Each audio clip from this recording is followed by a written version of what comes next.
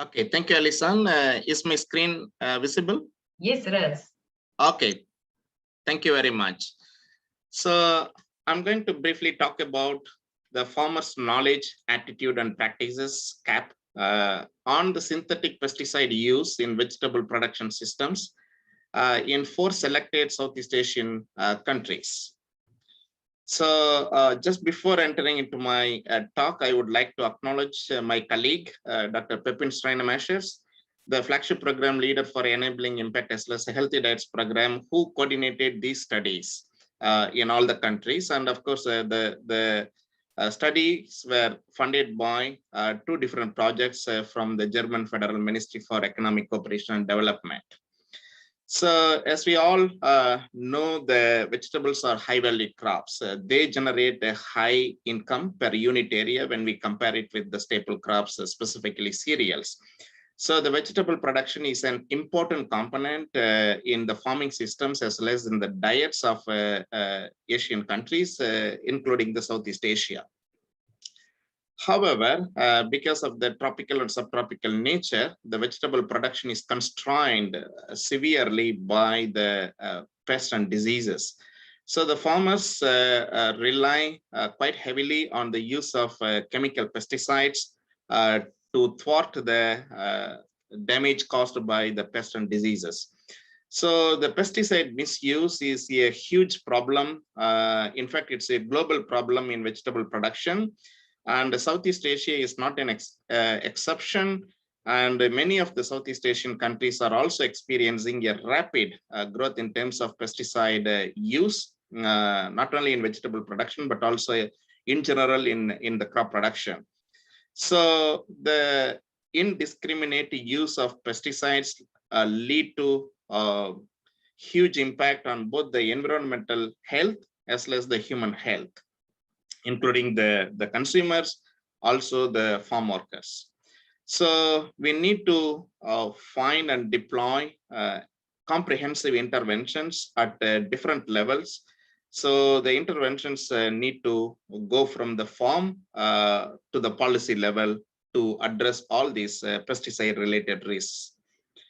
So here I'm going to highlight the major results from 2 different studies. The first study was conducted to gain more insights on the farmers' knowledge, attitudes, and pest management practices in 3 countries, Cambodia, Laos, and Vietnam. And here, of course, we try to understand the knowledge of the farmers on different insects, including the beneficials, their life cycles, and the pesticide safety. And we also measured the perceived effectiveness as well as the health impacts of the pesticides, and documented the actual pest management practices, including the alternatives, if any, used by the farmers, and if they go for all the safety precautions while applying the chemical pesticides. So the study focused on 3 countries, as I indicated, predominantly on 2 different crops, yallang bean and leafy brassicas. And the leafy brassicas vary from country to country. For example, leafy mustard in Cambodia and Chinese cabbage or pak chai in other countries. So it involves the 2 different the documentation. One includes the focus group discussions. The other one is a questionnaire-based survey.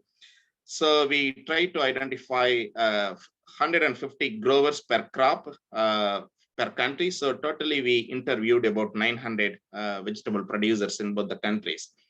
The other study was focusing on 2 countries, Thailand and Vietnam, exclusively on the yallang bean.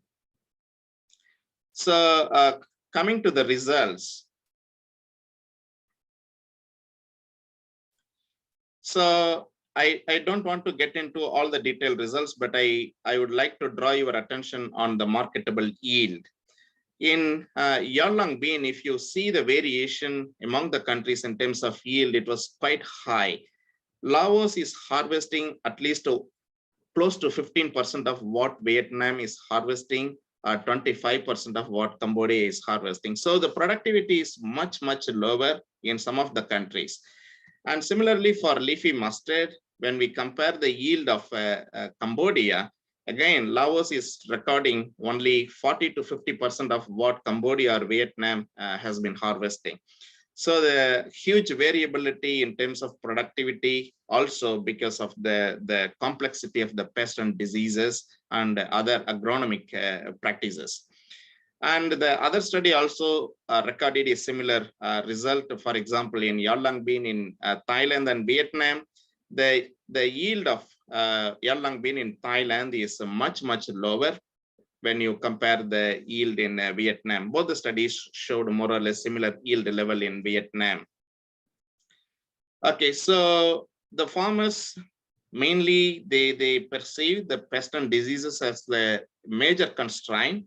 So before they make a decision to apply on the pest control measures, we wanted to understand whether the farmers have proper understanding of the different insect pests as well as the beneficials in the farm.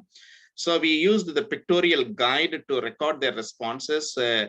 So 50% or above farmers are quite aware of the most of the major pests that cause damage in their crops, both the leafy brassicas or the yallang bean.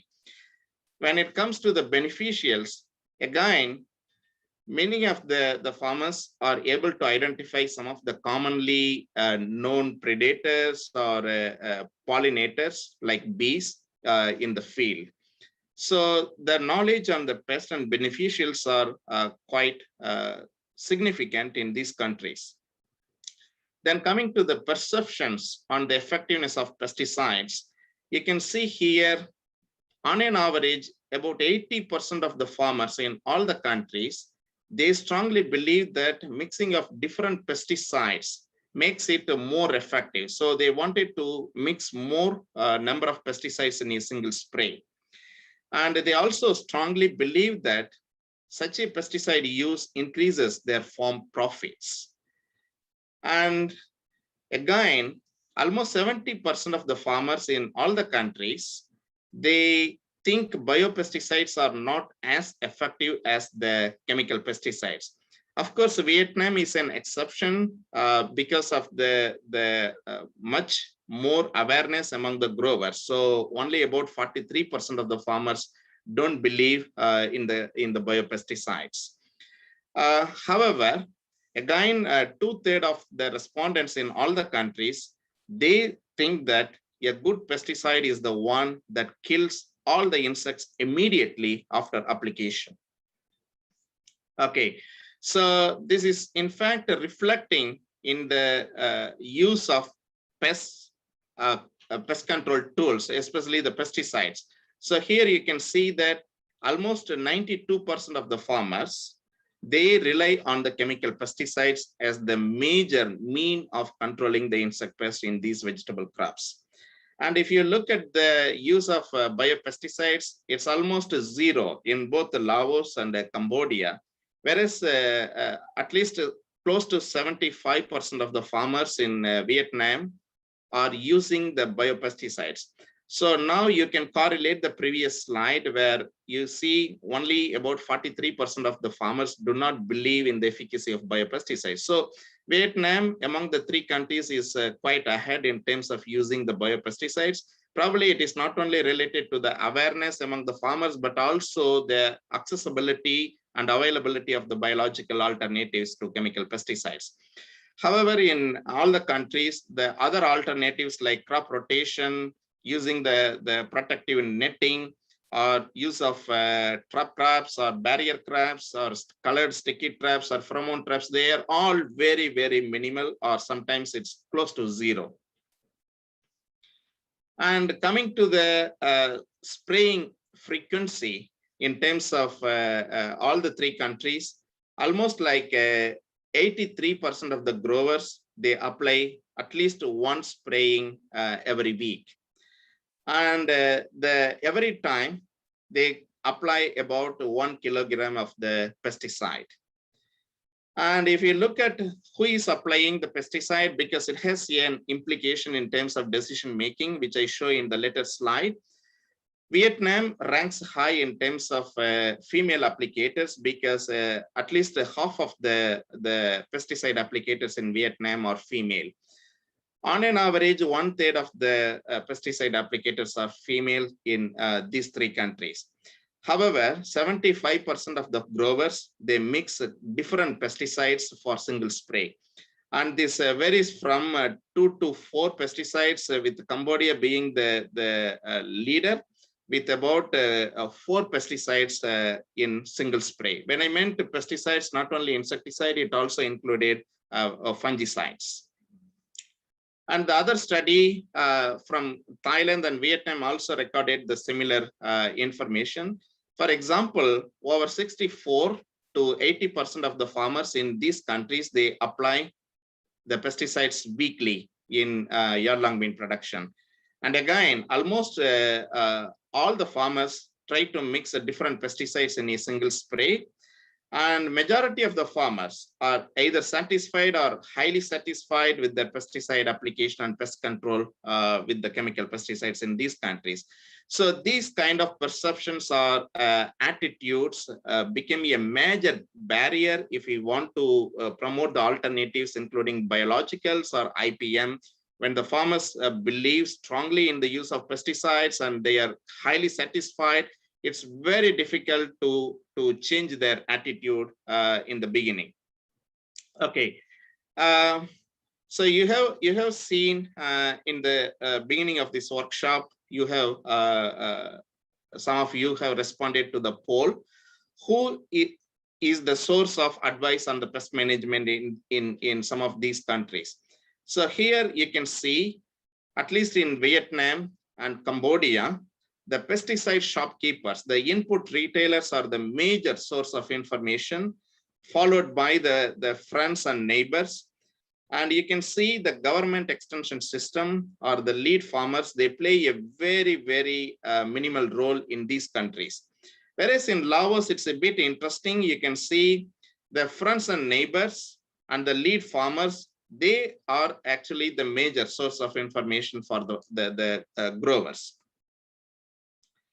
And the perceived health effects among the vegetable farmers in these three countries, in both Cambodia and Laos, actually they perceive a lot of the pesticide poisoning symptoms, and they also, this is a self-poisoning symptom. So the majority of the farmers in both Cambodia and Laos, they responded many of the symptoms experienced by themselves during the pesticide application.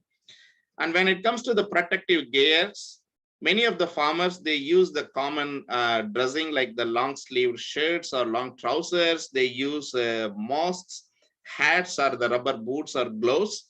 However, the use of eye protector or the respirator or the raincoat or a overcoat, it's very minimally practiced. The common dressings and the masks or the hats, they are commonly used by many of the applicators.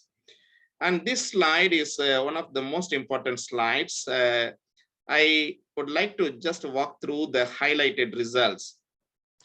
I have shown Vietnam is a leading country where the majority of the applicators are also women. So whenever a woman is in charge of the pest management practice, the pesticide use is reduced by 42%. This is quite amazing. And when the farmers, they receive the advice from their neighbors or friends, they actually reduced the pesticide application by 45%.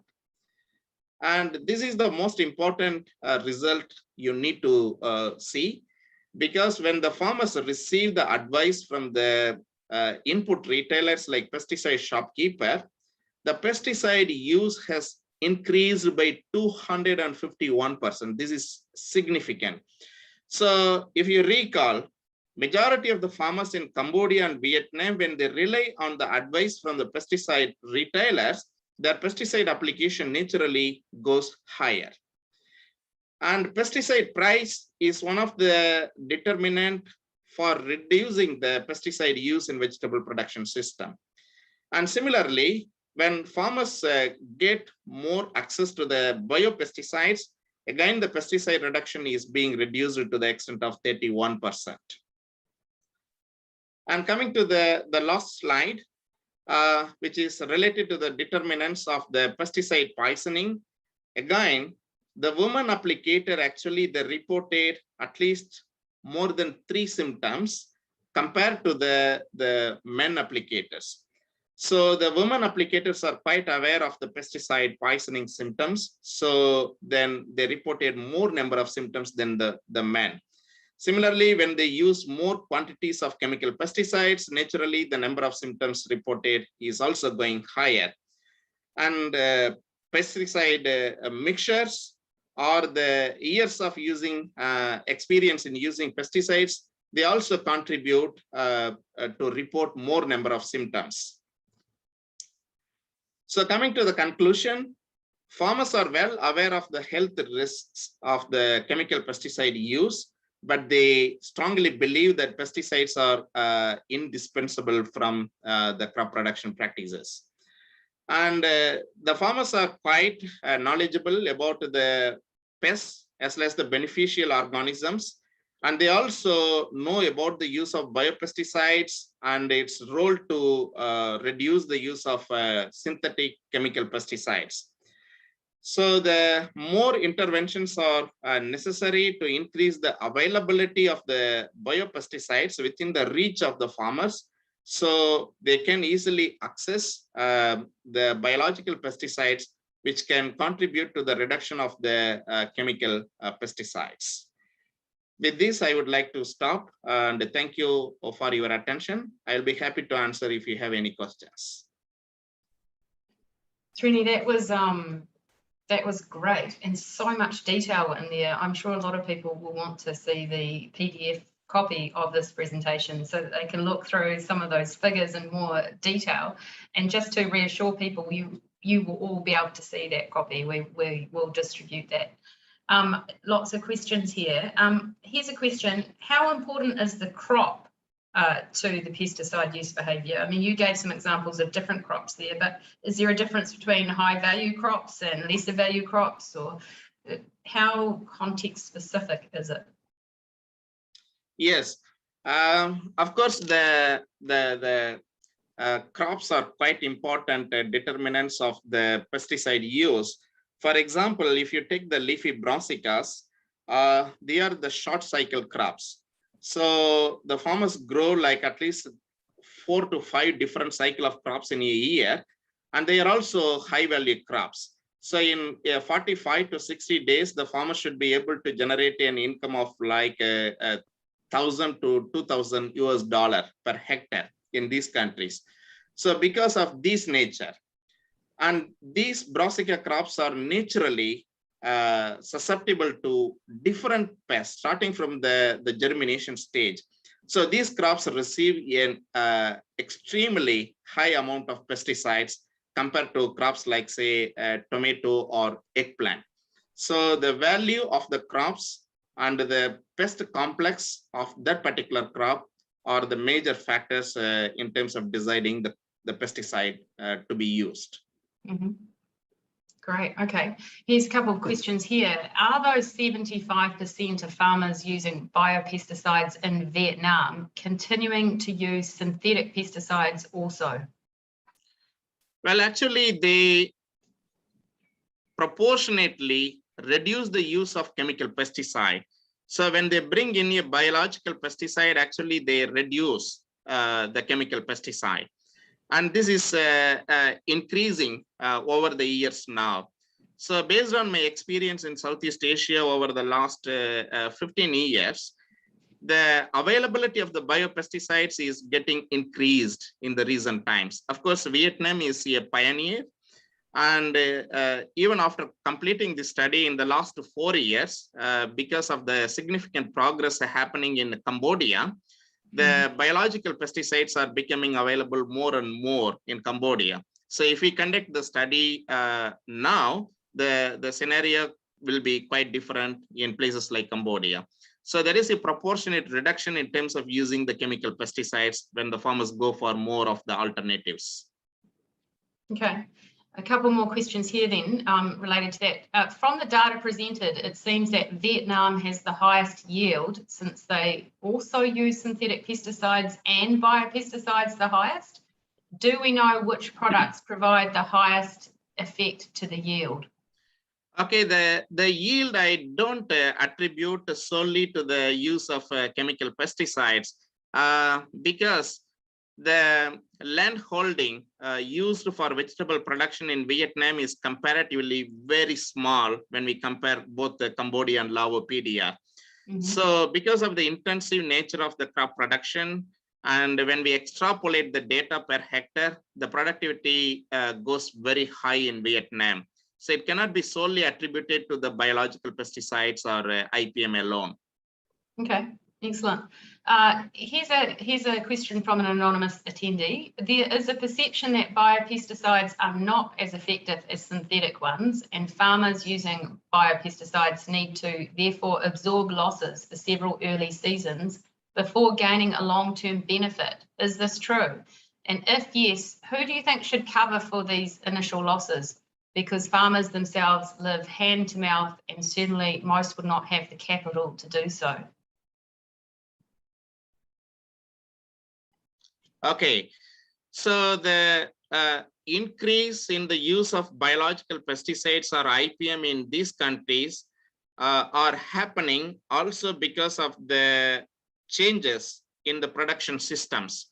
For example, Vietnam, Cambodia, and Laos, they have introduced the certified production system.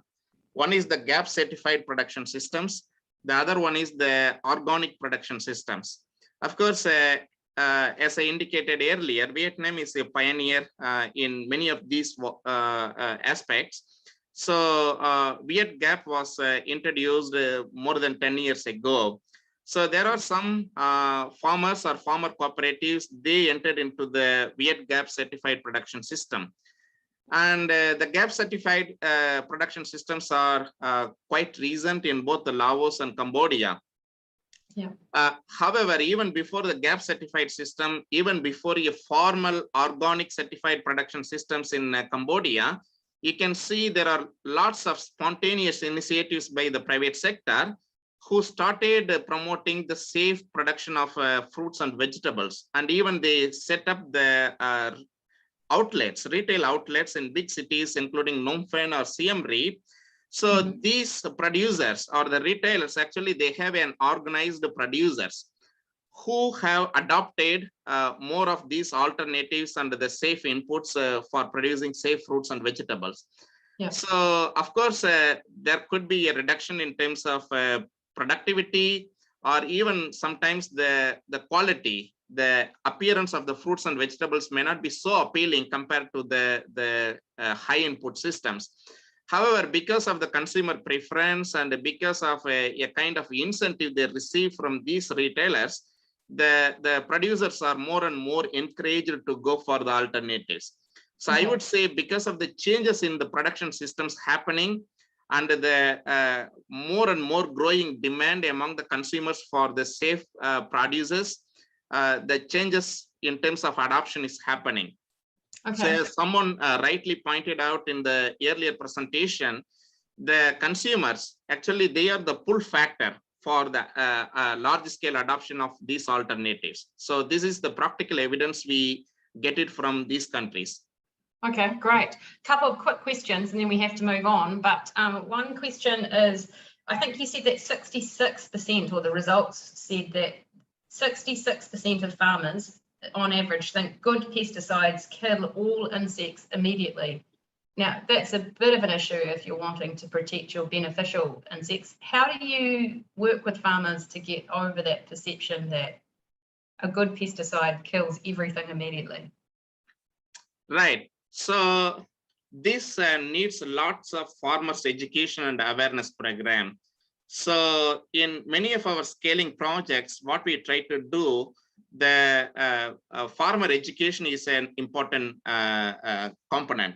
So right now we have an ongoing project in both Cambodia and Lao PDR, where we are doing a large scale demonstration with this different kinds of stakeholders in major vegetable production regions.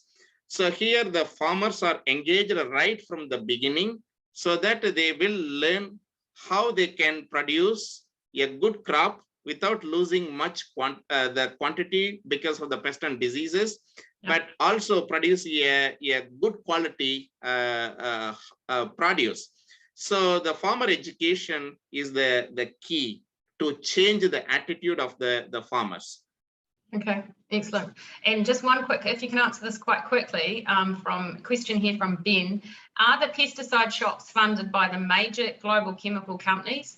And two, who are supplying the biopesticides, regional or global producers? Okay, so of course the pesticide shops are the kind of like the retail agents of the global companies. And also they get lots of incentives and additional benefits if they increase their sales. So naturally, that's a common one. In terms of biopesticides, mostly it is produced by the local or the regional companies. There are no big companies producing or making available biological pesticides. Okay, great. Hey, thank you so much. What an interesting presentation, and so much detail in there. And I'm sure people will be looking closely at some of those results with a bit more time to ponder them. Great to have you on board and have all that rich information shared, and very important to see those different case studies across Southeast Asia. So thank you very much for joining us, Srini. Thank you.